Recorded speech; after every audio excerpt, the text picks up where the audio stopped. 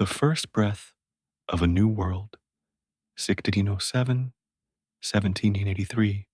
The story of America does not begin with the roar of engines or the glow of city lights, but with the ancient, rhythmic pulse of the Atlantic Ocean and the whisper of wind through primeval forests. Long before it was a nation, it was a vast, breathing continent, a mosaic of cultures, languages, and traditions held by the indigenous peoples who had lived in harmony with this land for thousands of years. But our narrative today begins with a horizon change. Imagine the year 1607. Three weathered wooden ships, the Susan Constant, the Godspeed, and the Discovery, emerge from the gray Atlantic mist, navigating the tidal waters of what we now call Virginia. These were men of the Virginia Company, stepping onto the marshy banks of Jamestown. They weren't looking to create a global superpower. They were looking for gold, for passage to the Orient, and for a way to survive. The reality they found was harsh. The starving time nearly wiped them from history, leaving only a handful of survivors to witness the arrival of tobacco, the brown gold that would eventually anchor the Southern economy. But as the South found its footing in commerce, the North found its soul in conviction. In 1620, the Mayflower arrived at Plymouth, carrying the Pilgrims, men and women who sought not wealth, but the quiet sanctity of religious freedom. On that cold Massachusetts shore, they signed the Mayflower Compact, a simple yet revolutionary agreement to govern themselves. It was a flickering candle of democracy in a world ruled by kings. The first Thanksgiving was a brief, sunlit moment of cooperation between the settlers and the Wampanoag people, but it was also a precursor to a century of complex, often tragic expansion. As the decades rolled by, 13 distinct colonies began to dot the coastline like stars in a twilight sky. From the rocky, industrious ports of New England to the sprawling, sun-drenched plantations of Georgia, a new identity was slowly being forged. Not quite British, but not yet American. The air was thick with the scent of pine and salt, and the labor of millions, including the first enslaved Africans brought against their will, began to build the infrastructure of a new society. By the mid-18th century, the colonies were thriving, but the relationship with the mother country, Great Britain, was fraying. The French and Indian War had removed the French threat, but left a mountain of debt. When the Crown attempted to tax the colonies without their consent, a quiet resentment turned into a loud defiance. In the candlelit taverns of Boston and the elegant halls of Philadelphia, voices like Samuel Adams and Patrick Henry began to speak of natural rights. The Boston Tea Party of 1773 wasn't just a protest, it was a rejection of an old world order. Then came April 19th, 1775. In the cool morning air of Lexington and Concord, the shot heard round the world was fired. A ragtag group of farmers and shopkeepers stood their ground against the most powerful army on earth. The war for independence had begun. On July 4th, 1776, Thomas Jefferson, a young Virginian with a gifted pen, drafted the Declaration of Independence.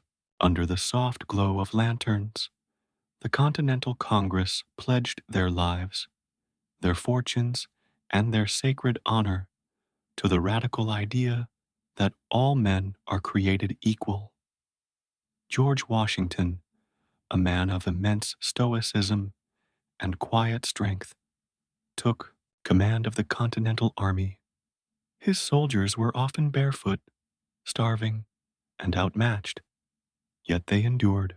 They survived the brutal, soul-crushing winter of Valley Forge, where the fire of revolution was kept alive not by heat, but by sheer willpower.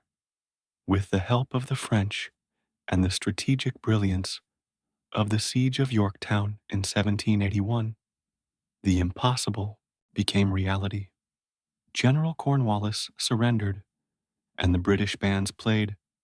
The world turned upside down.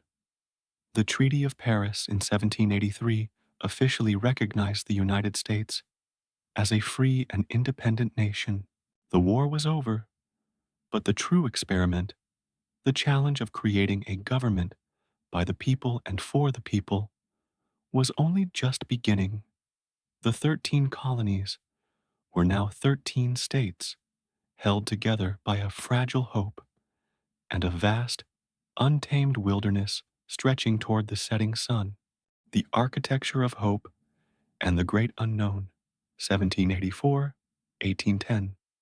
The smoke of the Revolution had finally cleared, leaving behind silence that was both beautiful and terrifying. The 13 colonies were no longer subjects of a king, but they were not yet a unified nation. They were 13 separate hearts beating to different rhythms, held together by a weak set of rules called the Articles of Confederation. The economy was trembling, and the dream of liberty felt as fragile as a glass sculpture in a storm. In the summer of 1787, a group of 55 men gathered in the sweltering heat of Philadelphia. They closed the windows of Independence Hall to keep their conversations secret, enduring the stifling air for the sake of a higher purpose. These were the architects of democracy, men like James Madison, whose mind was a library of ancient and modern governments, and Benjamin Franklin, whose wisdom was the steadying hand of the convention. They weren't just writing laws, they were wrestling with the very nature of human power. They debated, they argued, and in the quiet moments of compromise, they birthed the United States Constitution. It was a masterpiece of balance. 3 branches of government designed to check and balance one another, ensuring that the shadow of a tyrant would never again darken American soil. When the doors finally opened and a woman asked Franklin what they had created, his reply was a quiet challenge. A republic, if you can keep it. To protect the individual from the state, they added the Bill of Rights, 10 promises of freedom that would become the bedrock of the American character. In 1789, George Washington stood on a balcony in New York City, his hand on a Bible, and became the first president. He was a man who preferred the quiet life of his Virginia farm, yet he accepted the burden of leadership because he knew the world was watching. If he failed, the idea of self-rule would die with him. As Washington stepped down after 2 terms, setting a precedent of peaceful transition, the nation turned its eyes toward the horizon. The year was 1803, and Thomas Jefferson, the third president, saw an opportunity that would change the map of the world forever. For $15 million, he purchased the Louisiana Territory from Napoleon Bonaparte, doubling the size of the United States with the stroke of a pen. But this vast land was a mystery, a blank space on the map filled with rumors of mountains made of salt and giants in the woods. To find the truth, Jefferson turned to his private secretary, Meriwether Lewis, and a rugged frontiersman named William Clark. Their mission was the core of discovery. Imagine them in 1804, pushing their submerged boats against the powerful current of the Missouri River, leaving behind the last outposts of civilization. They moved through a landscape of staggering beauty, endless prairies where the buffalo darkened the earth for miles, and sky-piercing peaks of the Rockies that seemed to touch the heavens. Guided by Sacagawea, a young Shoshone woman whose courage was as steady as the North Star, they became the first Americans to reach the Pacific Ocean by land. Their journey was more than a map-making expedition. It was a testament to the restless, seeking spirit of a new people. They returned with stories of wonder and journals filled with sketches of unknown plants and animals. The American wilderness was no longer a wall, it was a doorway. As the sun set on the first decade of the 19th century, the United States was a nation in its youth, growing, breathing, and looking west with an unshakable belief that its greatest chapters were yet to be written. The silence of the frontier was calling, and thousands were preparing to answer that call, carrying their dreams in covered wagons across the heart of a continent. The Iron Pulse and the Gathering Storm, 1811, 1860. As the 1800s matured, the quiet, pastoral life of the early republic began to shift. A new sound started to echo across the valleys, the rhythmic, metallic heartbeat of the Industrial Revolution. It was a time of transformation, where the muscle of man and horse was slowly being replaced by the power of steam and iron. In the north, the landscape began to change. Small villages transformed into bustling centers of commerce. The Erie Canal, a miracle of grit and engineering, sliced through the wilderness of New York, connecting the Great Lakes to the Atlantic Ocean. Suddenly, the vast interior of the continent was open. Goods flowed, ideas traveled, and the world grew smaller. Then came the Iron Horse. The first steam locomotives breathed fire and smoke into the crisp morning air, their tracks reaching out like silver veins across the land. For the first time in human history, man could travel faster than a galloping horse. This was the era of the pioneer, the dreamer, and the risk-taker. In the 1840s, the Oregon fever took hold. Imagine thousands of covered wagons stretching in a long, dusty line toward the sunset. Families left everything they knew, the comfort of the East, the graves of their ancestors, to chase a patch of soil in the fertile valleys of the West. They crossed the Great Plains, a sea of grass that seemed to have no end, and navigated the treacherous, snow-choked passes of the Sierra Nevada. Their journey was one of silent endurance, measured in miles walked and campfires lit under a canopy of stars, more brilliant than any city dweller could imagine. But as the nation stretched its limbs toward the Pacific, a dark and heavy cloud was gathering over its heart. The United States was a house divided against itself.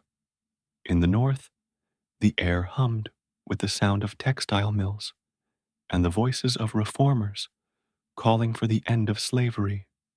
In the south, the economy remained tethered to the soil, anchored by the labor of millions of enslaved human beings whose cries for justice were often met with silence.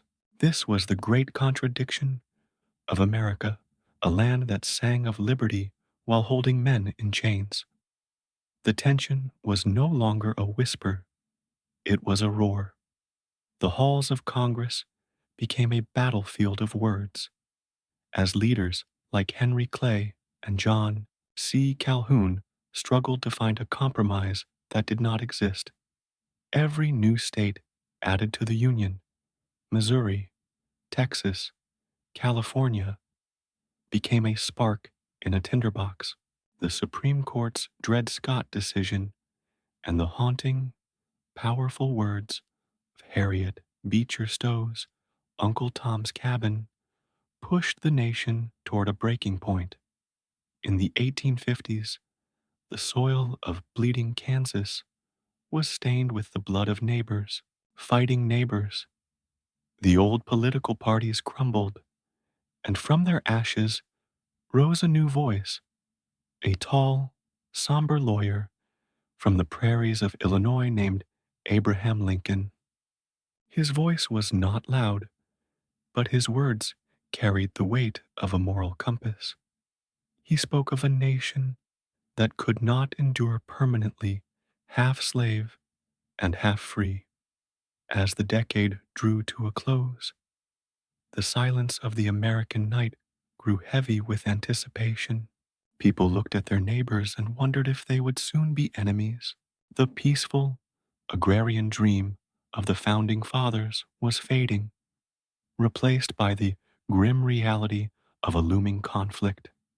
In the flickering light of a billion candles across the states, a nation waited, held its breath, and prayed for a peace that was fast slipping away. The stage was set for the greatest trial in the American story, a war that would decide if the experiment of democracy would survive or perish from the earth. The Divided Heart and the New Birth of Freedom, 1861, 1867. The Silence of April, 1861, was shattered not by a whisper, but by the thunder of cannons at Fort Sumter. The long gathering storm had finally broken, and the United States, once a single tapestry of states, began to tear apart at the seams. It was a time of profound sorrow, a period where the word brother was often followed by the word enemy. The Civil War was not just a conflict of maps and borders, it was a struggle for the very definition of humanity. Families in the border states sat at dinner tables in haunting silence, knowing that one son wore the blue of the North and another wore the gray of the South. From the sun-drenched wheat fields of Antietam to the peach orchards of Gettysburg, the American landscape became a cathedral of sacrifice. The air was thick with the scent of black powder and the heavy weight of loss. Yet, in the midst of this darkness, there stood a man whose spirit seemed carved from the very oaks of the Illinois frontier. Abraham Lincoln walked the halls of the White House with a heavy tread, his face etched with the lines of a nation's grief. In 1863, with the stroke of a pen, he signed the Emancipation Proclamation. It was a quiet act that echoed like thunder, turning the war into a crusade for human dignity. A few months later, standing on the hallowed ground of Gettysburg, he spoke for only 2 minutes. His words were not a victory cry, but a meditative prayer for a new birth of freedom. He reminded a bleeding nation that a government of the people, by the people, and for the people must not perish from the earth. The war ground on through the scorched earth of Georgia and the muddy trenches of Virginia until finally, in the quiet village of Appomattox Courthouse, the swords were sheathed. General Robert E. Lee and General Ulysses S. Grant met in a simple parlor, one representing a lost cause, the other a preserved union. There was no gloating, only a somber respect for the ending of a tragedy. But the peace was immediately stained by the tears of a nation when Lincoln was taken by an assassin's bullet. The great emancipator was gone, leaving behind a country that was unified on paper but shattered in spirit. The era of Reconstruction began, a slow, stumbling attempt to stitch the fabric of society back together. It was a time of immense hope for the newly freed as they sought to build schools, churches, and lives of their own. For a brief moment, the sun of equality seemed to rise as the 13th, 14th, and 15th Amendments were woven into the Constitution, abolishing slavery and promising the right to vote. But the shadows of the old world were long and cold. The path to true justice was blocked by the rise of new prejudices and the quiet withdrawal of Northern support. By 1877, the soldiers had left the South, and a complicated, uneasy peace settled over the land. The country was whole again, but it bore deep, silver scars that would never truly disappear. As the sun set on the era of the Civil War, America stood at a crossroads. The agrarian past was dead, and the smoke of 1,000 new factories began to rise on the horizon. The nation was tired of war, hungry for progress, and ready to turn its eyes toward the glittering promises of a new century, a century of steel, gold, and the unyielding ambition of a people who had survived their darkest hour. The gilded horizon and the pulse of steel, 1878, 1913, as the echoes of the Civil War faded into the red clay of the South and the quiet cemeteries of the North. A new sound began to vibrate through the American soil. It was the sound of a hammer striking steel, a relentless, rhythmic beat that signaled the birth of a modern titan. The late 19th century, often called the Gilded Age, was a time when the United States transformed from a collection of quiet farming communities into a roaring engine of industry. Imagine the skylines of New York and Chicago as they were then, not yet the concrete canyons we know today, but forests of scaffolding and brick. This was the era of the great city. People were drawn to the glow of the new electric streetlights, like moths to a flame. In the quiet, dark tenements of the Lower East Side, millions of immigrants arrived from across the sea, bringing with them the languages of Europe, the recipes of their ancestors, and a desperate, burning hunger for the American dream. They walked through the gates of Ellis Island, eyes wide with wonder and fear, staring up at the Statue of Liberty, a gift of friendship that became a beacon of hope. For these new Americans, the streets weren't paved with gold, but with the grit of hard work and the shared silence of survival. While the cities climbed toward the clouds, the American West was undergoing its final, most dramatic transformation. The frontier was disappearing. The once endless prairies were being divided by the sharp silver bite of barbed wire. The great buffalo herds, which had once moved like a dark sea across the plains, were gone, replaced by the lowing of cattle and the whistles of the Transcontinental Railroad. This was the time of the legendary cowboy, a figure of solitude and stoicism, who rode through the vast, empty landscapes of Montana and Texas. But beneath the romantic legends of outlaws and lawmen lay a deeper, more somber truth. The expansion of the railroad meant the final displacement of the Native American tribes. The quiet dignity of leaders like Sitting Bull and Chief Joseph met the cold reality of a nation that would not stop moving. The Battle of Wounded Knee marked the somber end of an era, a moment where the old ways of the plains were buried under the winter snow. The wilderness was being tamed, carved into states, and connected by the copper wires of the telegraph. Information now traveled with the speed of lightning, turning a sprawling continent into a single, connected conversation. In the high offices of the East, a new class of men emerged, the captains of industry or the robber barons, depending on who you asked. Men like Andrew Carnegie, who turned iron into the steel skeletons of our cities, and John D. Rockefeller, who fueled the lamps and engines of a nation with oil. They built empires of wealth that the world had never seen, turning the United States into the wealthiest nation on earth. But this gold was only a thin gilding over a deeper struggle.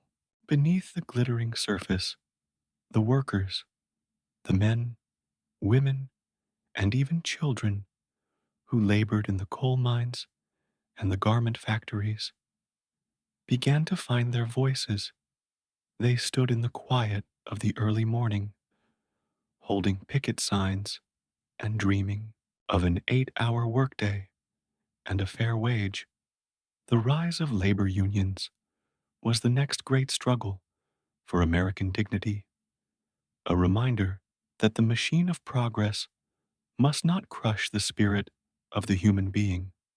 As the 1800s turned into the 1900s, a sense of progressivism took hold.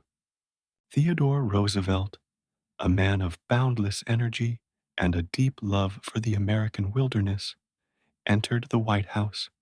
He was a hunter who became a conservationist, a leader who believed that the government should act as a square deal for every citizen.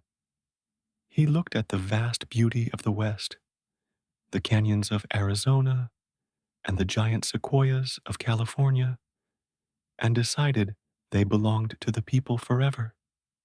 He created the national parks, ensuring that even in an age of steel and smoke, there would always be a place for silence and the song of the wild.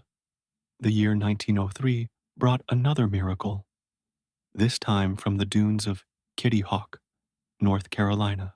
Two brothers, bicycle mechanics from Ohio, did what humans had dreamed of for centuries.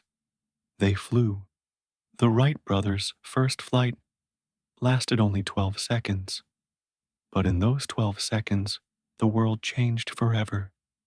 Distance was no longer an obstacle. The sky was no longer a limit. By the time 1913 arrived, the United States was a nation brimming with a dangerous, exciting confidence. The first Ford Model T cars were rattling down dusty roads, changing the way people lived and moved. Henry Ford's assembly line was a marvel of efficiency, turning the automobile from a luxury for the rich into a tool for the common man. America was now a world power, its navy sailing across the oceans, its culture beginning to influence the globe. But across the Atlantic, the old empires of Europe were beginning to tremble. A great darkness was approaching, a war like no other, and the quiet, isolationist peace of the American shores was about to be tested once again. The nation stood at the threshold of a new century, unaware that it would soon be called upon to lead the world through its most terrifying trials. The echoes of the Great War and the Long Shadow, 1914, 1939. As the year 1914 dawned, America was a nation that preferred its own company. It was a land of front porches, quiet Sundays, and a deep-seated belief that the troubles of the old world in Europe were oceans away, but history has a way of finding those who try to hide from it. Across the Atlantic, the great empires of Europe had stumbled into a nightmare of trenches, mustard gas, and a level of destruction the human mind could barely comprehend. For 3 years, President Woodrow Wilson tried to hold the line of neutrality, clinging to a fragile peace. But the silence of the Atlantic was broken by the shadows of submarines and the whispers of secret telegrams. In 1917, the American doughboys began to cross the sea. They arrived not as conquerors, but as a fresh heartbeat for a dying continent. The Great War was a brutal awakening. Young men from the wheat fields of Kansas and the streets of Brooklyn found themselves in the mud of the Argonne Forest, fighting for a world they had never seen. When the guns finally fell silent on the 11th hour of the 11th day of the 11th month in 1918, a generation was changed. They returned home to an America that was no longer a child. The nation had tasted the bitter fruit of global power, and the world would never look the same again.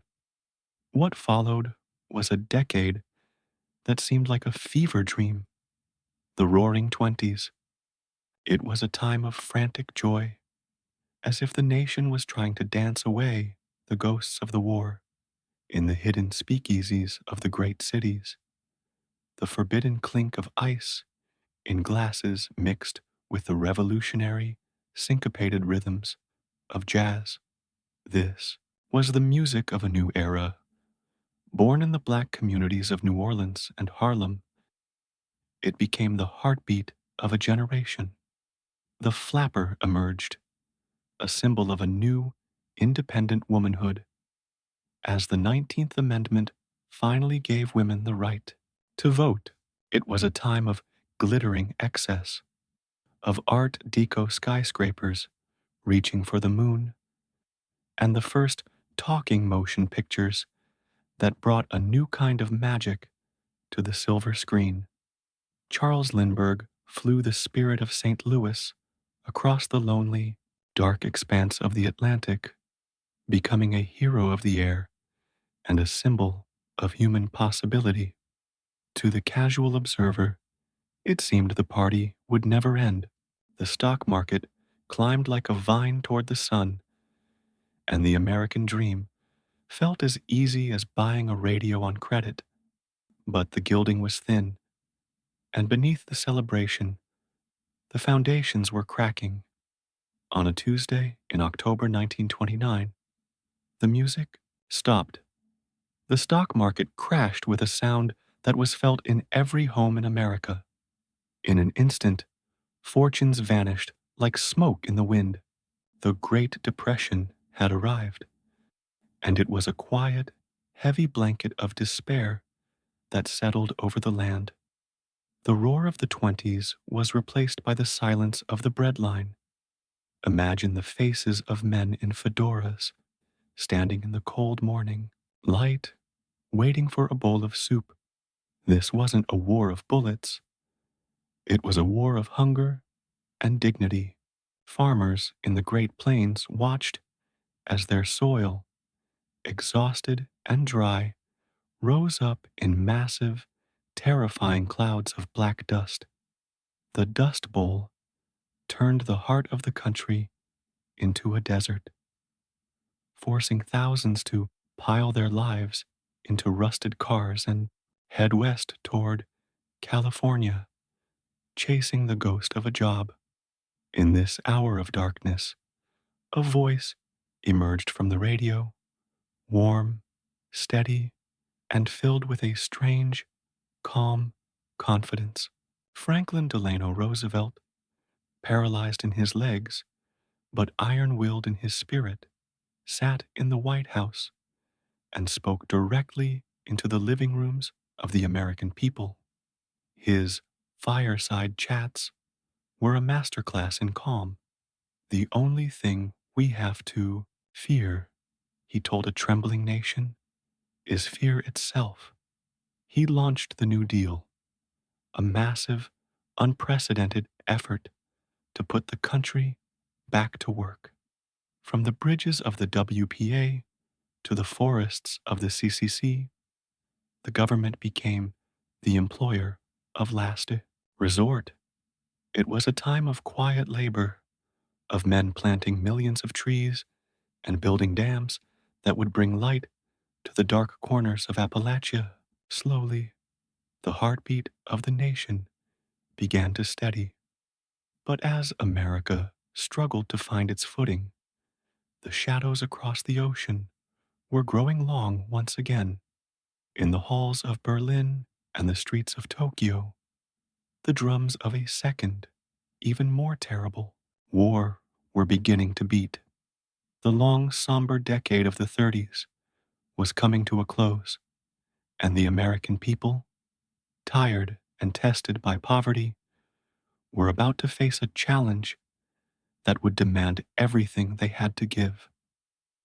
The Giant Awakens and the Neon Dream, 1940 1959. The 1940s did not begin with a celebration, but with a heavy, watchful silence. The Great Depression had left the American spirit weary, and as the winds of war swept across Europe and Asia, most Americans simply wanted to keep their porch lights on and their sons at home. But on a quiet Sunday morning in December 1941, the peace of a tropical paradise called Pearl Harbor was shattered. In a matter of hours, the United States was no longer a spectator of history. It was the lead protagonist. The transition was breathtaking. Almost overnight, the idle factories of the Depression transformed into the arsenal of democracy. The silence of empty workshops was replaced by the clanging of shipyards and the hum of assembly lines. Millions of women, symbolized by Rosie the Riveter, stepped out of the kitchen and into the factory, their quiet strength proving that the home front was just as vital as the battlefront. Across the Atlantic and the Pacific, a generation of young men, the greatest generation, carried the weight of the world on their shoulders. Imagine the haunting, gray dawn of June 6th, 1944. The English Channel was choppy, the air cold. Thousands of Americans stood in Higgins boats, staring at the cliffs of Normandy. D-Day was not just a military operation, it was a moral crusade.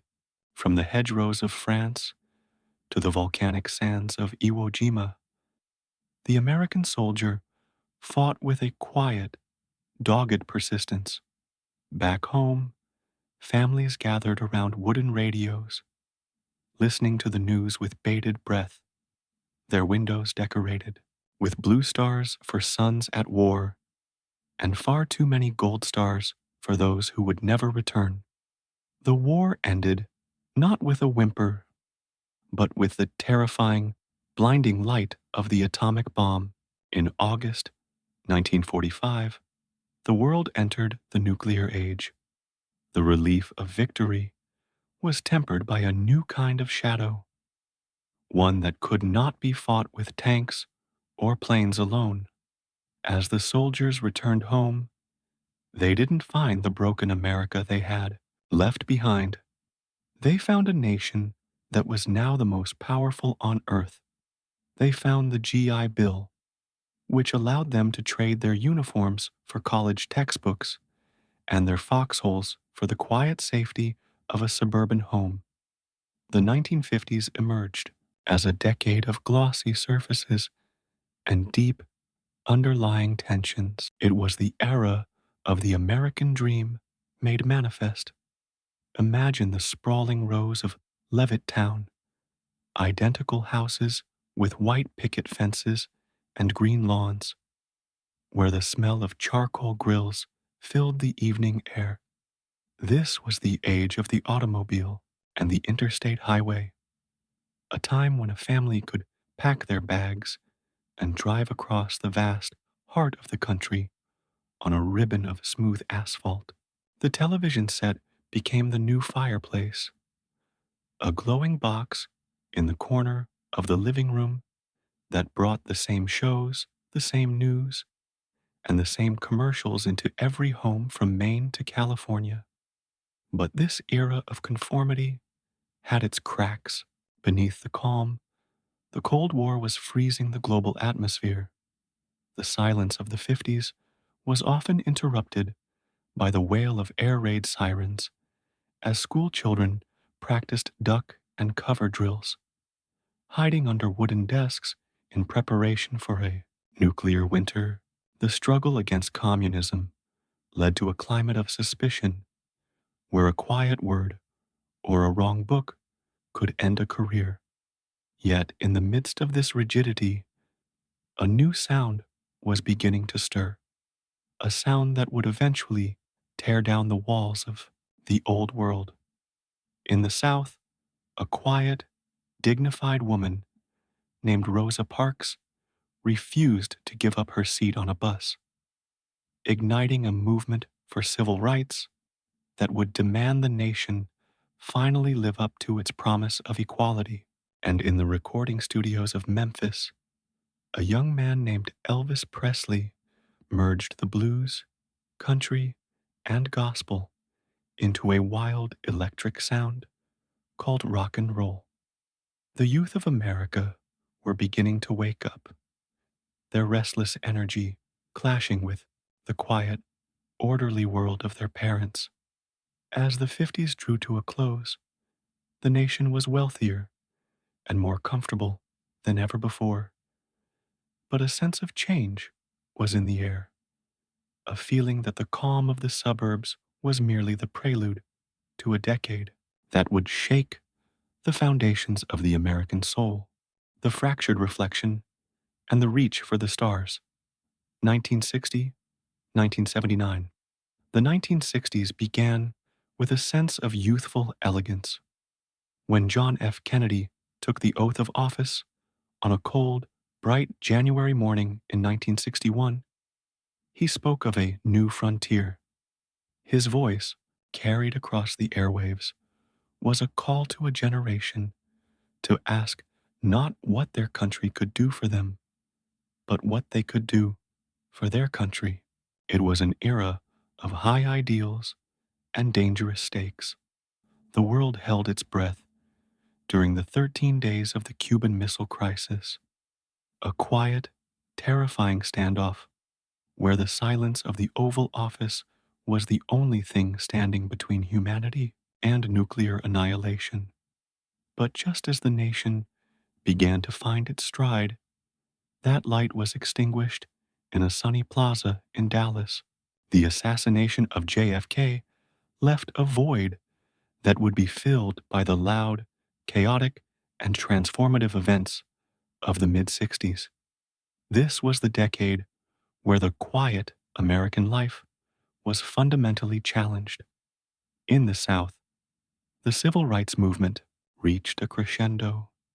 Imagine the heat of a Washington summer in 1963, where 250,000 people gathered at the feet of the Lincoln Memorial. There, Dr. Martin Luther King Jr. delivered a speech that was more of a symphony than a sermon. His I Have a Dream speech wasn't just a demand for laws, it was a plea for the soul of the nation to finally align with its founding documents. The Civil Rights Act and the Voting Rights Act followed, quiet signatures on paper that represented centuries of loud struggle. But as the nation moved toward justice at home, it waded deeper into the jungles of Southeast Asia. The Vietnam War became a long, agonizing heartbeat in the background of American life.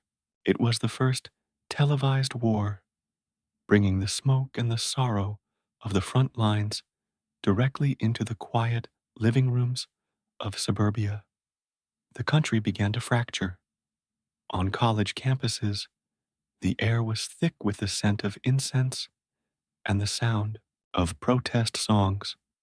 The counterculture emerged, a generation of young people who grew their hair long, questioned every authority, and looked for meaning in music, art, and a rejection of the material world.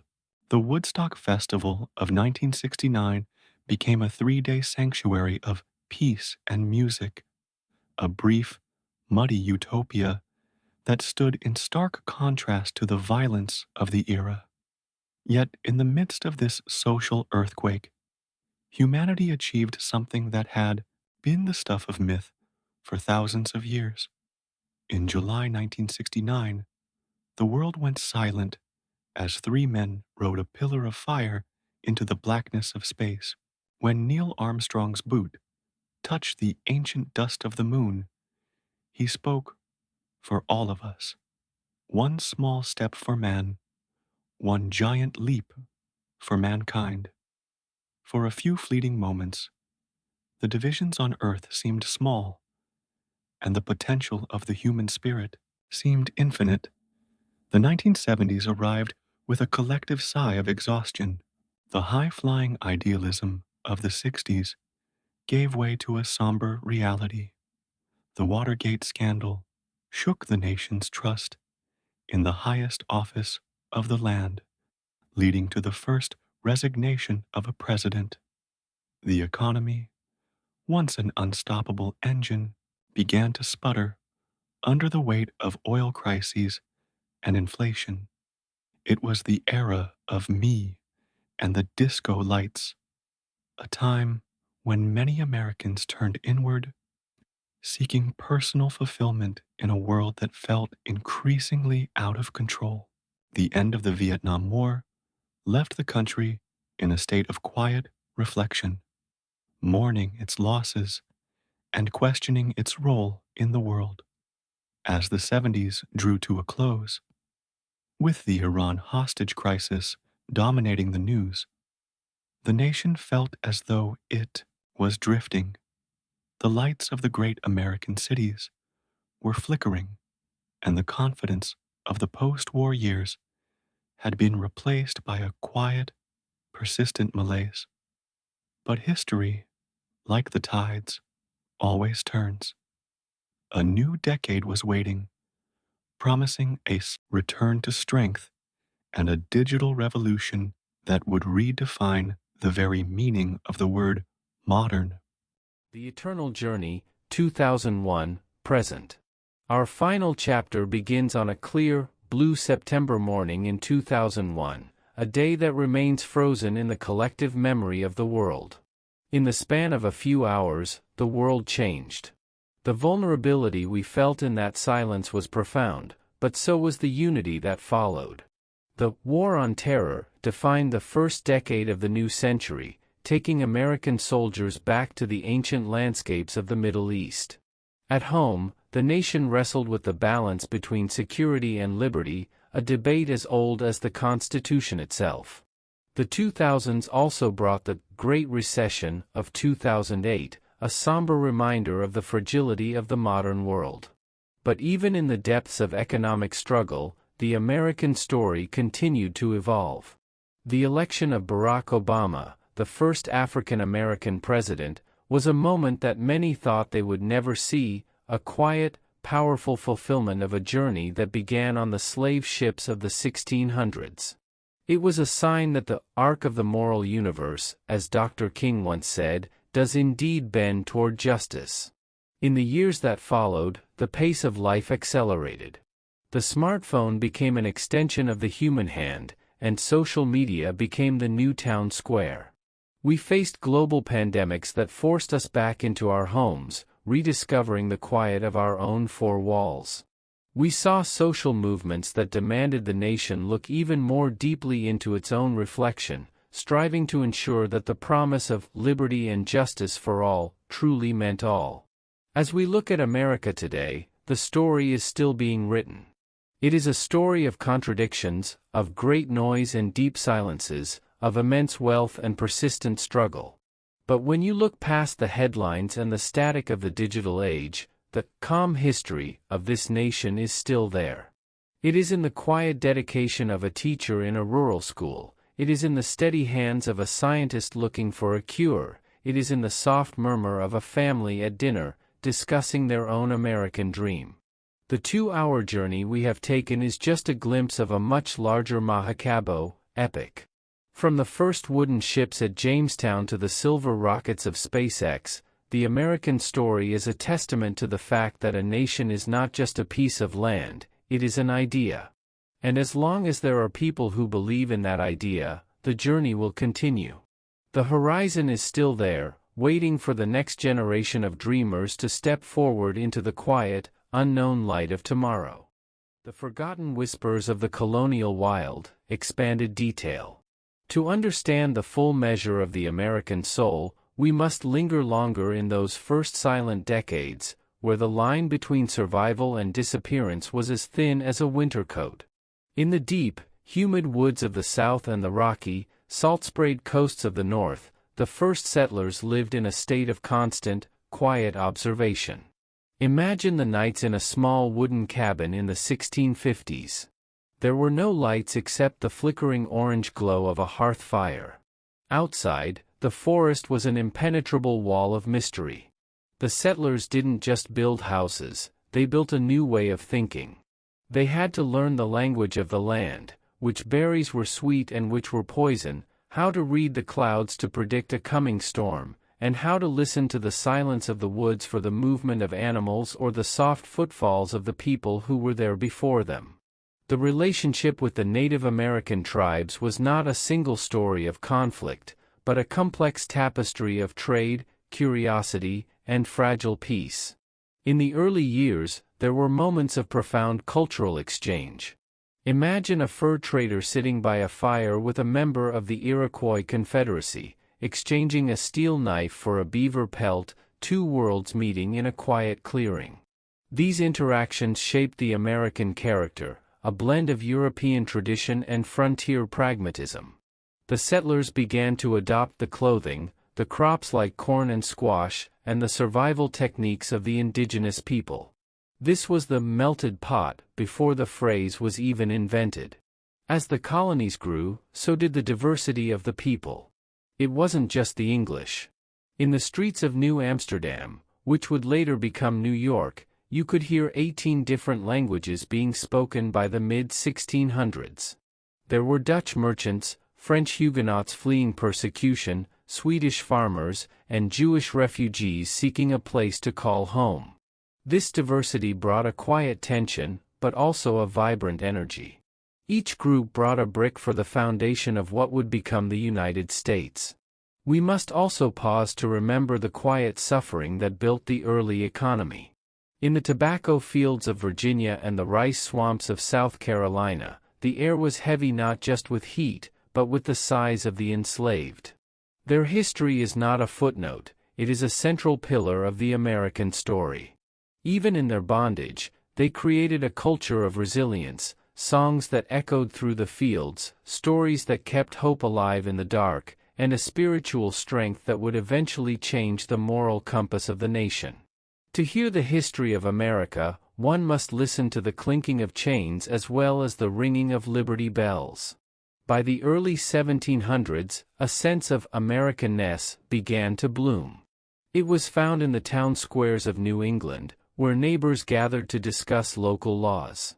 It was found in the bustling markets of Philadelphia, the largest and most enlightened city in the colonies. Men like Benjamin Franklin weren't just scientists or politicians, they were the embodiment of a new kind of human, the self-made man. Franklin's printing press was the heartbeat of the colonies, spreading ideas of science, virtue, and common sense. The silence of the wilderness was now being filled with the rustle of newspapers and the scratching of quills. The colonists were no longer just subjects of a distant king, they were becoming a people of the word, a people of the law, and a people with a growing, quiet hunger for a destiny they could call their own. The Long Horizon and the Echo of the Frontier, 1815 to 1850 expanded. After the War of 1812, a strange and beautiful stillness settled over the American spirit. It was the era of good feelings, but beneath that calm was a restless energy, a collective urge to move toward the setting sun. This wasn't just a migration, it was a psychological shift. Imagine the silence of an Ohio morning in 1820. The air is thick with the scent of damp earth and wood smoke. A family packs a single wagon with everything they own, a cast-iron stove, a bag of seed corn, a family Bible, and a hope that is as vast as the territory ahead of them. The journey west was measured not in miles, but in heartbeats and hardships. To truly understand this era, we must listen to the quiet creak of the wagon wheels, a sound that continued for months on end. There were no roads, only trails worn into the earth by those who went before. We often think of the Wild West as a place of gunfire and outlaws, but for most, it was a place of immense, heavy solitude. Imagine standing in the middle of the Great Plains, where the grass grows as high as a man's waist. There are no trees for miles, no landmarks, only the blue dome of the sky and the constant, whispering wind. This landscape forced a new kind of character upon the American people, a quiet self-reliance and a deep, spiritual connection to the land. During this time, the Canal era transformed the interior. The digging of the Erie Canal was a monumental task of human will. Imagine thousands of men, many of them Irish immigrants, standing waist-deep in mud, moving the earth one shovel at a time. When the canal finally opened, it was as if a vein had been opened to the heart of the continent. The silence of the upstate New York wilderness was replaced by the low lowing of mules pulling barges and the splashing of water in the locks. This was the first great triumph of American engineering, a quiet victory of mind over nature. But as the canal boats moved west, a different kind of power was rising in the South. The invention of the cotton gin by Eli Whitney was a small, mechanical event that had a devastatingly loud impact on history. It made cotton king, but it also anchored the institution of slavery deeper into the American soil. To tell this history calmly is to acknowledge the profound silence of the slave quarters at night, a silence filled with the longing for a freedom that felt a world away. We must pause here to consider the Trail of Tears. The forced removal of the Cherokee and other nations was a march of shadows. Imagine thousands of people walking through the snow, leaving behind the graves of their ancestors, their footsteps falling silently on a path of sorrow. This, too, is the fabric of the American story, the light of expansion always shadowed by the darkness of displacement. By the late 1840s, the discovery of gold in California sent a shockwave through the world. The 49ers weren't just looking for wealth, they were chasing a myth. Men left their families in New England and sailed around the treacherous tip of South America or trekked across the fever-ridden Isthmus of Panama. The California gold camps were places of desperate noise, but the journey there was one of long, meditative months at sea or on the trail. The Pacific coast, once a distant dream, was suddenly the new frontier. The United States now stretched from sea to shining sea, but the question remained, what kind of nation would it be? The atmosphere of the 1850s was like the air before a thunderstorm, heavy, electric, and still. In the North, the first great American writers were finding their voices. Ralph Waldo Emerson and Henry David Thoreau were preaching a philosophy of transcendentalism, encouraging people to find God in the quiet of the woods rather than the noise of the city. Thoreau's cabin at Walden Pond became a symbol of the American desire to live deliberately. While the politicians in Washington argued and shouted, a quiet intellectual revolution was taking place, suggesting that the true American frontier was not a piece of land, but the human soul. We must sit with this thought for a moment, that even as the nation prepared for its most violent conflict, its thinkers were calling for a return to nature and the quiet voice of conscience. The echo of the cannon and the steam revolution, 1861 to 1890 expanded. As the year 1861 bled into 1862, the American landscape changed. It was no longer a land of quiet harvests, but a map of encampments. To understand the Civil War, one must look past the grand battles and into the quiet moments of the common soldier. Imagine a young man from a farm in Maine, sitting by a low campfire in the woods of Virginia. The night is silent, save for the crackle of dry twigs and the distant, haunting call of a whippoorwill. He is writing a letter by the flickering light of a tallow candle, his hands stained with the soot of the march.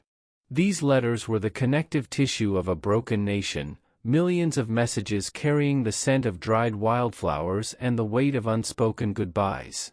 The war was a tragedy of intimacy, where the silence between battles was often more terrifying than the noise of the conflict itself. We must linger on the year 1863, the pivotal hinge of the century. At Gettysburg, after 3 days of unimaginable noise, a profound silence fell over the Pennsylvania hills. It was a silence that spoke of a generation lost. When Abraham Lincoln arrived months later to dedicate the cemetery, his voice was thin and high, carried by the autumn wind. He didn't speak of vengeance, he spoke of the brave men, living and dead, who struggled here. The Gettysburg Address was a meditation on the cost of freedom. It lasted only 2 minutes, but in that brief span of time, Lincoln redefined the American purpose. He moved the nation from a collection of states to a single, unified idea. As the war ended and the morning began, the nation did not sit still. A different kind of transformation was waiting in the wings. The Transcontinental Railroad was being stitched across the belly of the continent. Imagine the scene in 1869 at Promontory Summit, Utah. 2 steam engines, the Union Pacific's No. 119 and the Central Pacific's Jupiter, stood nose to nose. A golden spike was driven into a tie of polished laurel wood. In that moment, the Wild West was fundamentally changed. The journey that once took 6 months by wagon now took 6 days by rail. The silence of the desert was now punctuated by the lonesome, beautiful wail of a train whistle, a sound that would become the new anthem of American progress. But this progress had a cold, metallic edge. We move now into the Gilded Age, a term coined by Mark Twain to describe a society that was glittering on the surface but corrupt underneath. The air of America began to change. In places like Pittsburgh and Cleveland, the sky was no longer blue, it was a bruised purple and gray, filled with the thick, sulfurous smoke of the steel mills. Imagine the life of a steelworker in the 1880s. He leaves his home in the dark, the cobblestones slick with soot. He spends 12 hours in a cathedral of fire and iron, where the heat is so intense it feels like a physical weight. This was the new America, a place of immense power and immense struggle. The wealth generated in this era was staggering. In New York City, the 400, the elite of society, threw parties where dogs wore diamond collars and guests dug for rubies in silver bowls of sand. But just a few blocks away, in the tenements of Mulberry Street, families of 10 lived in single, windowless rooms. The silence of the poor was a heavy contrast to the clinking of champagne glasses in the mansions of Fifth Avenue. This was the era of the Great Divide, and it gave birth to a new American spirit of reform. We must also look to the South during this time, where Reconstruction had failed to bring true equality. The Jim Crow era began, a long, quiet winter for civil rights. The dreams of the 1860s were deferred, replaced by a system of segregation that would take another century to dismantle. Yet, even in this darkness, the culture of the South gave the world a gift of immense beauty. In the Mississippi Delta, the blues were born, a music that turned sorrow into art, a quiet, rhythmic moaning of the soul that would eventually become the foundation of all modern American music. As the 1880s drew to a close, the frontier was officially declared closed. The vast, open spaces had been mapped, fenced, and tamed. The American people began to look inward, to their cities, and upward, to the new inventions of Thomas Edison. The light bulb was perhaps the greatest, quiet revolution of all. Suddenly, the night was no longer a time of forced rest. The American day was extended, the darkness was pushed back, and a nation of dreamers began to work and play long after the sun had set. The Great Migration and the glow of the new century, 1890 to 1914, expanded. As the 19th century exhaled its final breaths, a new kind of silence descended upon the American landscape, the silence of the machine age. The year 1893 saw the White City of the Chicago World's Fair. Imagine walking through those gates at twilight. Thousands of incandescent bulbs, a miracle of Tesla and Westinghouse, flickered to life simultaneously, reflecting off the man-made lagoons. For the first time, the night did not belong to the moon, it belonged to man. This was the promise of the coming 20th century, a world of light, speed, and infinite possibility. But away from the glittering fairs, the true heartbeat of America was being felt in the hulls of giant steamships crossing the Atlantic. The story of the American immigrant in the 1890s is a story of profound, quiet courage. Imagine the air inside a crowded steerage compartment, thick with the smell of salt, unwashed wool, and the nervous breath of 1,000 different dreams. These families weren't just moving to a new country, they were shedding their past lives like old skin. When they reached Ellis Island, the silence of the ocean was replaced by a cacophony of languages: Italian, Yiddish, Polish, Greek. Yet, in the eyes of the inspectors and the physicians, there was a shared, silent question: are you strong enough to build this nation? They moved into the tenements of the North and the coal patches of Pennsylvania, their quiet labor providing the fuel for the American engine. We must sit with the image of a mother in a crowded New York apartment, sewing by the light of a single window, her mind wandering back to a village in Sicily, while her children learn the English words that will distance them from her forever. In the South and the West, another great movement was beginning, the Great Migration. This was a quiet, steady exodus of African Americans leaving the oppressive shadows of the Jim Crow South for the promised land of the northern cities. It wasn't a single event, but a million individual decisions. Imagine a family packing their bags in the middle of the night in a small Georgia town, catching the midnight special train toward Chicago or Detroit. They carried with them only what they could fit in a trunk, but they also brought the blues, the gospel, and a hunger for a dignity that had been denied to them for centuries. This movement would eventually redefine the American city, creating the cultural vibrance of the Harlem Renaissance and the rhythmic foundations of modern music. As we move into the early 1900s, the progressive era brought a new kind of quiet reflection to the government. This was the time of the muckrakers, journalists who used the power of the printed word to expose the dark corners of the factories and the slums. Imagine the impact of a photograph by Jacob Riis, showing the other half in their windowless rooms. These images didn't need words, their silence was a scream for justice. Under the leadership of Theodore Roosevelt, the nation began to realize that its natural beauty was not an endless resource to be looted, but a sacred trust to be protected. We must pause to appreciate the quiet of the American wilderness in 1905. Imagine Roosevelt sitting by a campfire with John Muir in the Yosemite Valley.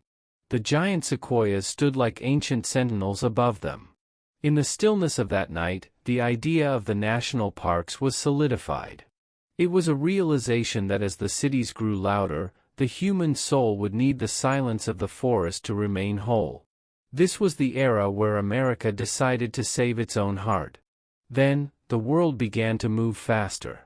The year 1908 brought the Model T. Henry Ford didn't just invent a car, he invented a new way of existing. The assembly line was a rhythmic, repetitive dance of man and metal. Imagine the factory floor, the hiss of steam, the clanging of hammers, the quiet focus of thousands of men performing the same motion over and over. The horse-drawn world was fading. The quiet dusty roads of the countryside were being paved over with concrete. The isolation of the American farmer was ending, as the car and the telephone began to weave the nation into a single, connected web. But as the lights of the cities grew brighter and the cars rattled louder, a shadow was growing across the sea. The old empires of Europe were caught in a tangled web of secret treaties and ancient grudges. In America, people read about the tensions in the newspapers, but it felt as distant as a dream. They were too busy building skyscrapers, watching the first silent films, and listening to the new ragtime music. They didn't know that the peace of their long, sun-drenched afternoons was about to be shattered. They didn't know that the 20th century was about to demand a sacrifice unlike anything they had ever imagined. The shattered silence and the fever of the new, 1914 to 1929 expanded. As the summer of 1914 arrived, the American heart was focused inward. The nation was enjoying a long, golden afternoon of peace. Imagine a Sunday in a small Midwestern town.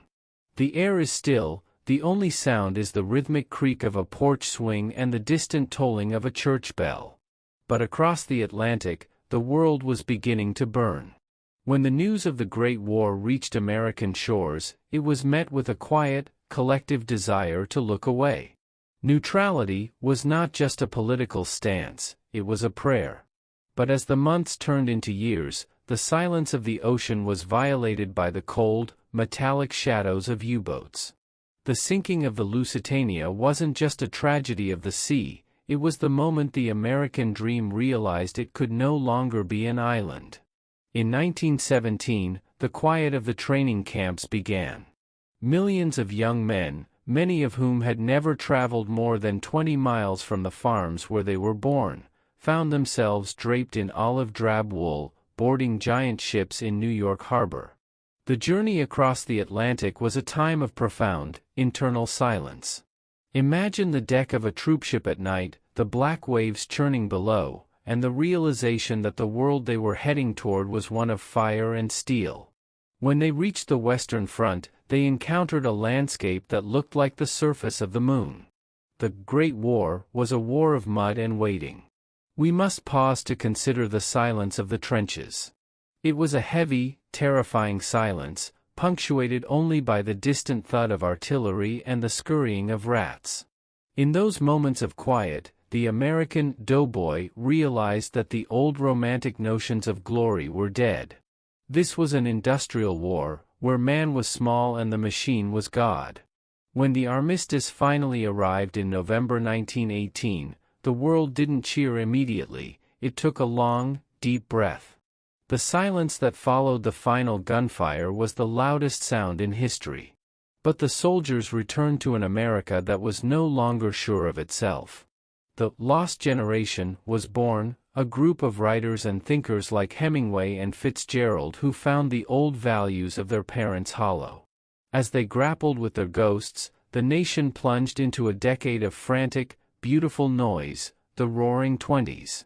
But to understand the 20s, we must look past the glitter. Behind the neon lights of the Jazz Age was a quiet, revolutionary shift in the American home.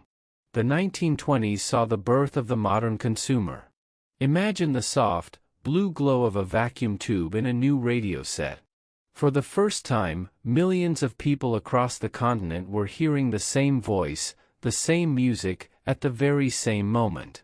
This was the true American unification.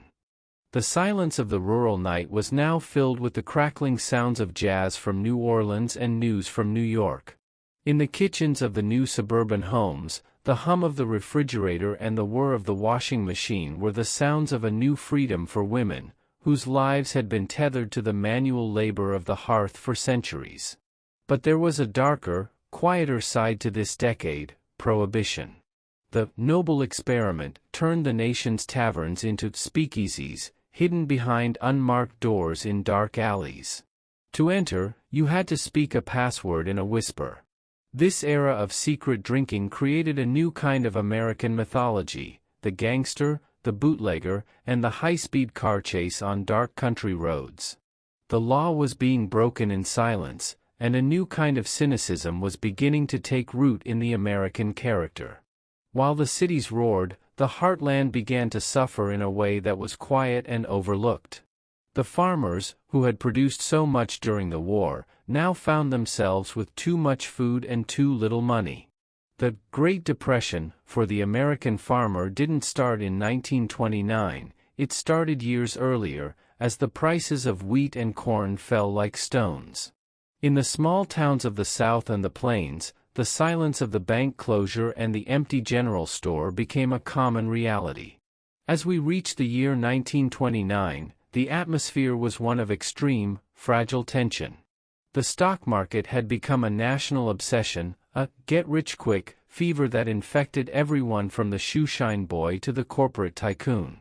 People were buying pieces of companies with money they didn't have, fueled by a quiet, dangerous confidence that the party would never end.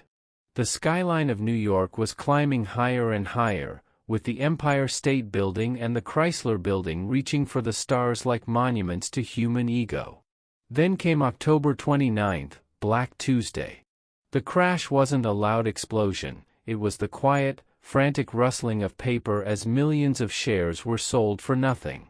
It was the sound of tickers running hours late, and the stunned silence of men standing on Wall Street, staring at the numbers as their lives vanished. The Roaring Twenties ended not with a bang, but with a cold, gray morning. The music stopped, the lights dimmed, and the nation began a long, slow walk into a decade of darkness that would test every fiber of the American soul. The Arsenal of Democracy and the Crimson Tide, 1939 to 1945, expanded. As the 1930s drew to a close, the American spirit was still healing from the wounds of the Great Depression. The country was like a convalescent, enjoying the quiet sun on a front porch, watching the world from a distance. But across the oceans, the silence of the old world was being torn apart by the scream of Stuka dive bombers and the rhythmic, terrifying clank of panzer treads. For 2 years, America watched in a state of armed neutrality. Imagine the atmosphere of 1940, the hushed conversations in general stores, the focused gaze of men reading newspapers on the subway. President Roosevelt, in his quiet, resolute way, began to prepare the great giant for a trial he knew was coming. Then came December 7, 1941. The day did not begin with a roar, but with the peaceful, tropical calm of a Sunday morning in Hawaii. The sound of waves against the hulls of the Pacific Fleet was suddenly replaced by the drone of planes that shouldn't have been there. In a single hour, the isolation of America was buried forever. The news reached the mainland in the afternoon, a quiet, shocking interruption to radio programs and family dinners. The silence that followed was not one of fear, but of a cold, hard resolve. The sleeping giant had not just been awakened, it had been reborn. What followed was a miracle of human industry. To reach our 2-hour goal, we must pause to appreciate the sheer scale of the transformation. Imagine the silence of an idle factory in Detroit or Pittsburgh. Suddenly, that silence is shattered by the sound of thousands of workers, men and women, streaming through the gates. The home front was a landscape of relentless motion. Women like Rosie the Riveter stepped into the heat of the welding arc, their quiet precision building the planes and ships that would liberate a continent. By 1943, the United States was producing a ship every few days and a plane every few minutes.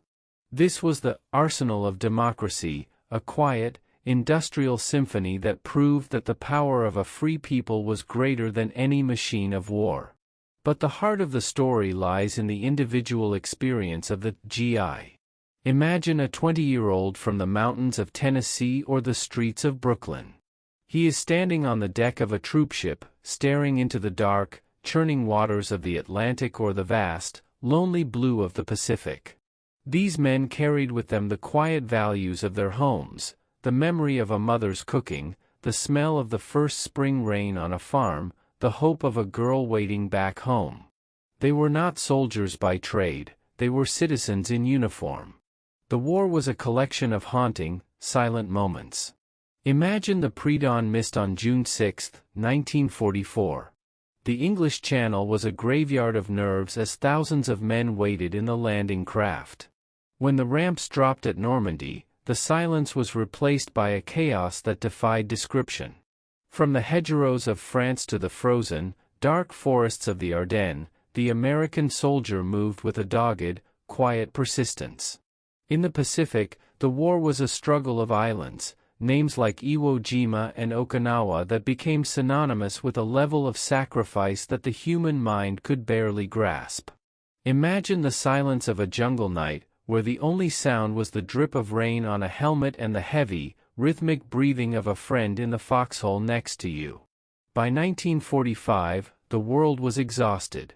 The death of President Roosevelt in April brought a profound, national silence, a feeling that the father of the nation had guided them to the promised land but could not enter it himself. When the war finally ended in August, it wasn't just with a celebration, but with a terrifying, blinding light over Hiroshima and Nagasaki. The atomic age had arrived in a flash of heat, ending the most destructive war in history and leaving the world in a state of stunned, quiet reflection. The American soldiers returned to a country that was no longer just a nation among nations, but the leader of the free world. They brought with them the thousand-yard stare of those who had seen too much, but they also brought a quiet, burning desire to build a life of peace. They traded their rifles for hammers and their uniforms for suits. The greatest generation had saved the world, and now, in the quiet suburbs and the growing cities, they were ready to build the modern American dream. But as the sun set on 1945, a new kind of shadow was already stretching across the globe, a cold, silent war that would last for the next 40 years. To continue reaching your 2-hour total, we must now slow down and savor the transformation of the mid-20th century. This was an era of glossy surfaces but deep, quiet anxieties.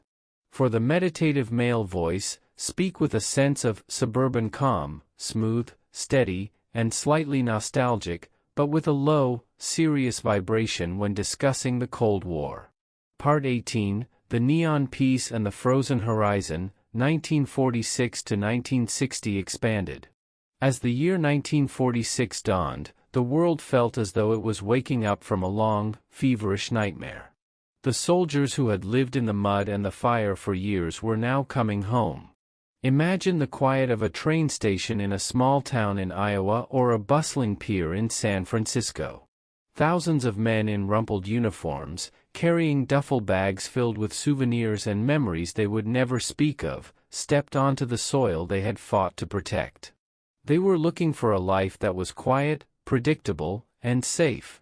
This collective longing for stability gave birth to the suburban dream. The late 1940s and early 50s saw the rise of Levittown and the cookie-cutter houses. Imagine the sound of 1,000 hammers echoing across a former potato field on Long Island. This was the new American frontier, not a wilderness to be conquered, but a lawn to be mowed.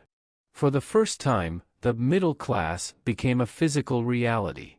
In the quiet, sun-drenched afternoons of the 1950s, the American home became a temple of technology.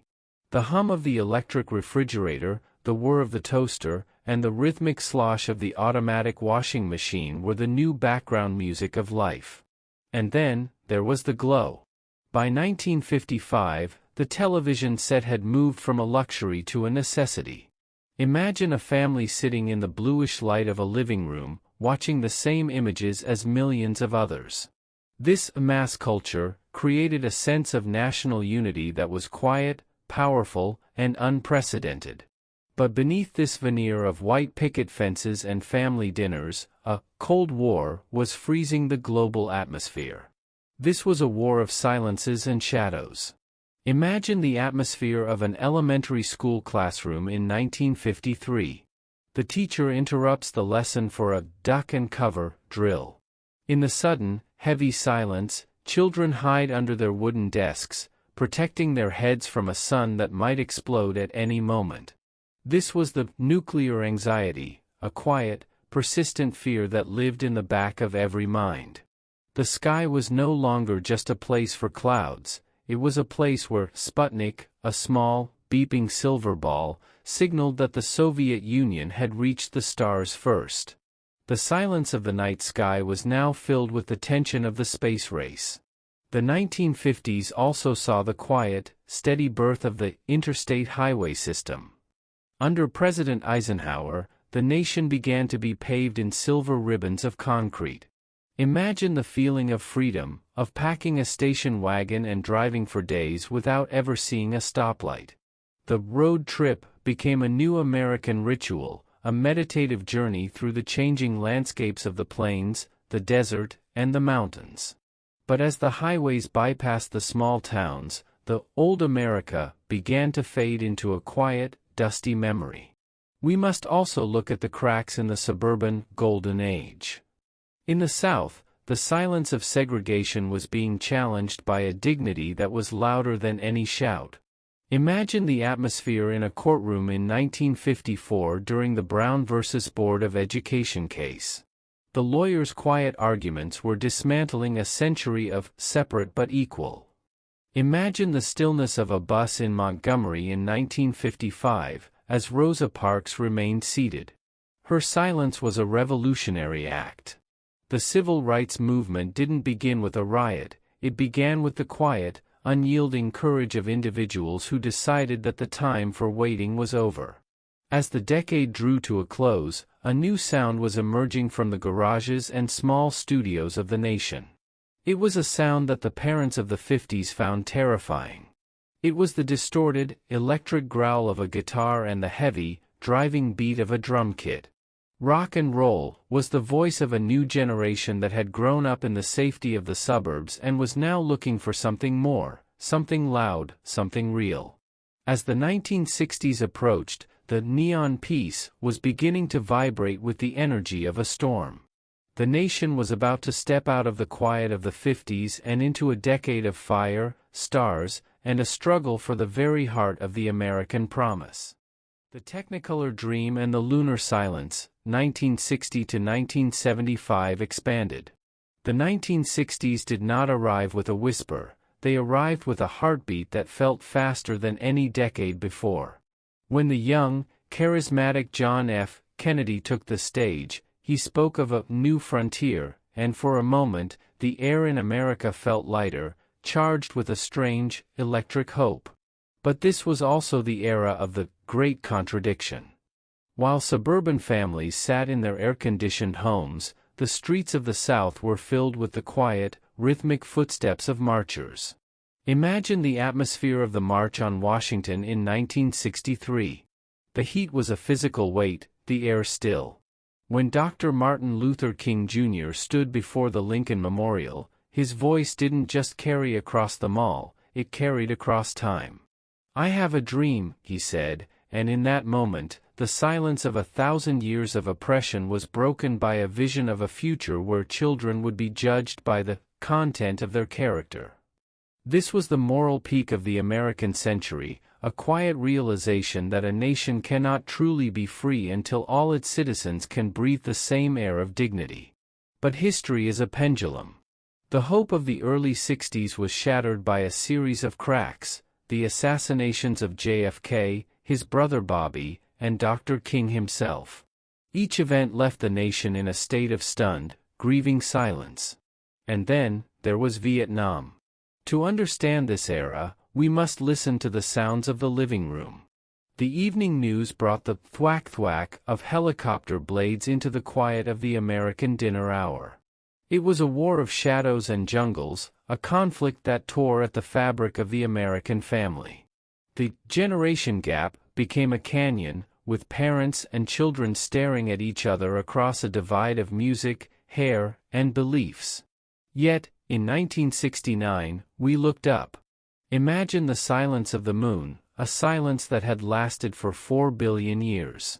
When the eagle landed, and the world watched that grainy, black and white feed, for a few seconds, 300 million Americans held their breath as one.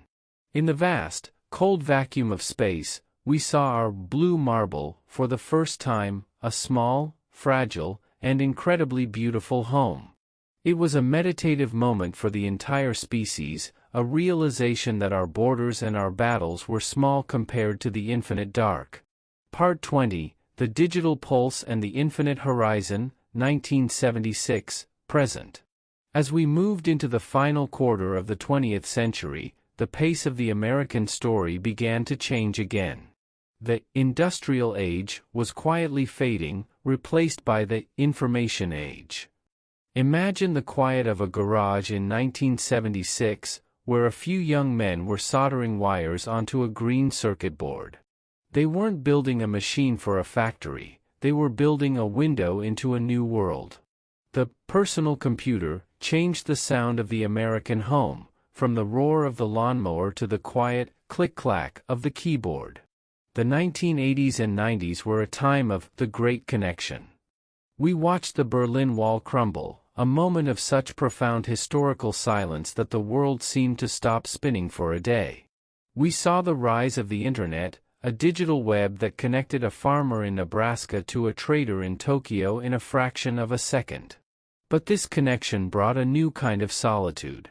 We became a nation of glowing screens, our conversations moving from the front porch to the digital ether. As we entered the 21st century, the journey became even more complex. We faced the smoke of 9/11, the uncertainty of global pandemics, and the urgent, quiet ticking of a changing climate. But through it all, the meditative history of America remains. It is found in the quiet persistence of the immigrant arriving today with the same hope as those at Ellis Island. It is found in the scientist staring into a microscope, looking for the next miracle. It is found in you, the listener, taking this 2-hour journey through time. The story of America is not a finished book, it is a living, breathing meditation. It is a long, winding road that began with a wooden ship and leads, eventually, to the stars. As we close this narrative, let the silence of the past stay with you. Remember that every great achievement began with a quiet thought, and every great movement began with a single, silent step. The horizon is still there, and the American dream, though often tested, remains a quiet, unshakable belief that tomorrow can be better than today. The architecture of the American soul, philosophy and arts. History is not merely a record of wars and legislation, it is the resonance of the human spirit in its daily struggle for meaning. To reach the full depth of our 2-hour meditation, we must pause and listen to the whispers of those whose names are not carved in marble, yet whose lives formed the bedrock of the national character. Imagine a small, lonely cabin in the Appalachian Mountains in the mid-1800s.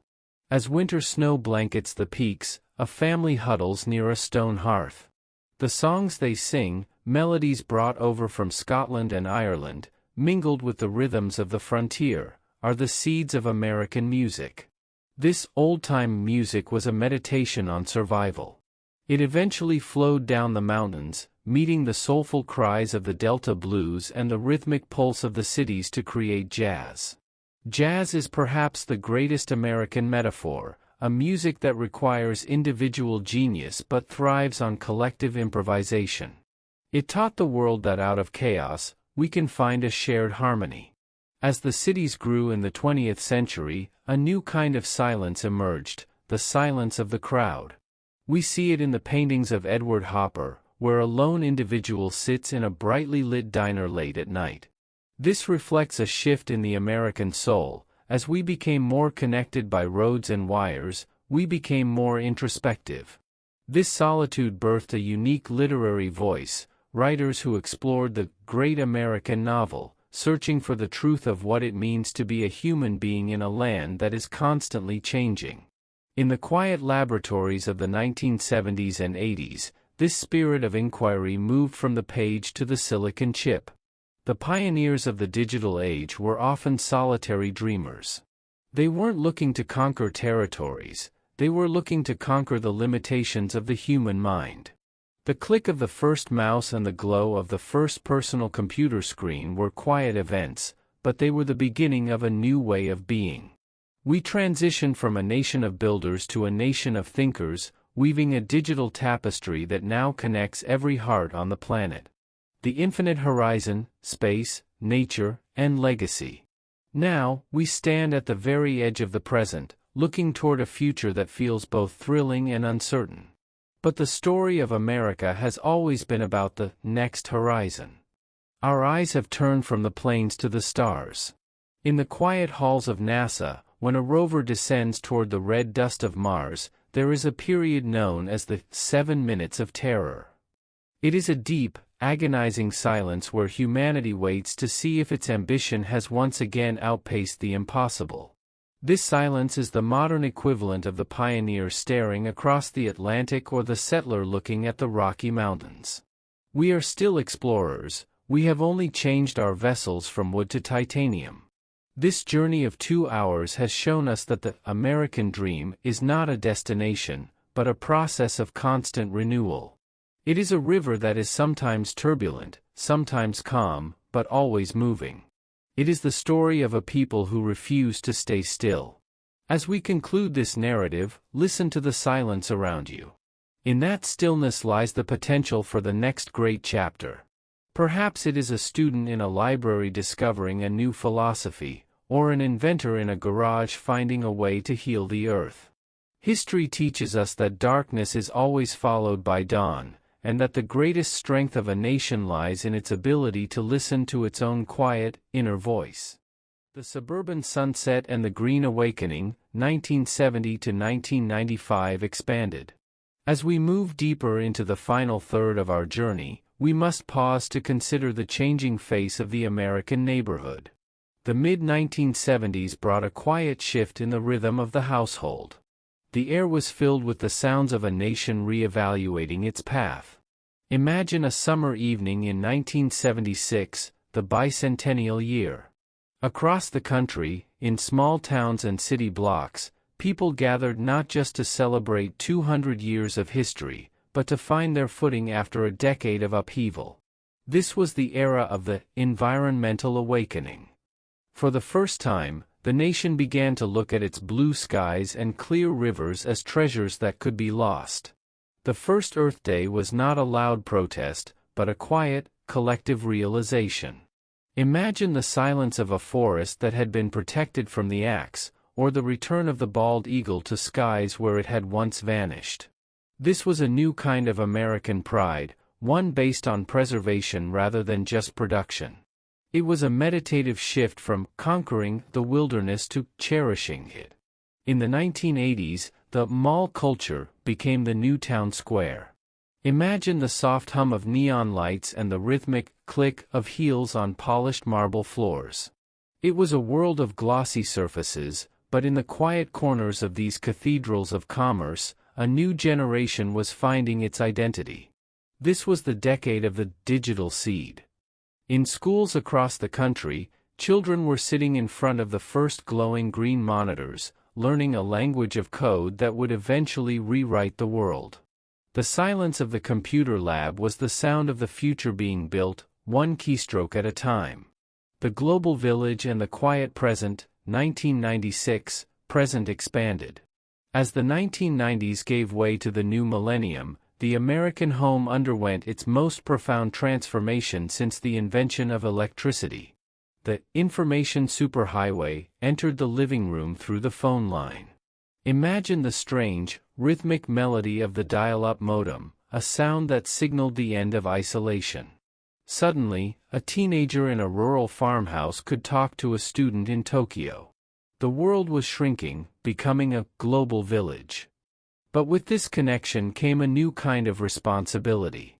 The early 2000s forced the nation to look outward with a more serious, somber gaze. We learned that the events in a distant mountain range could affect the safety of our own streets. The silence that fell over New York City in September 2001 was a silence felt in every corner of the globe. It was a moment of profound unity, where the noise of politics was replaced by the quiet, steady beat of millions of hearts grieving as one. In the final years of our narrative, we see an America that is more diverse, more connected, and more introspective than ever before. We are a nation that is still wrestling with its oldest questions. How do we balance liberty with security? How do we ensure that the American dream is accessible to everyone, regardless of where they started? These are not questions that are answered in shouts, they are answered in the quiet, daily choices of millions of citizens. We conclude this 2-hour meditation by acknowledging that history is not just behind us, it is all around us. It is in the wind that turns the giant white turbines on the plains of Texas, it is in the quiet hum of the electric car charging in a garage in California, it is in the soft light of a smartphone screen held by a person dreaming of a better life. The story of the United States is a story of unfinished business. It is a grand, beautiful, and sometimes painful experiment in human self-rule.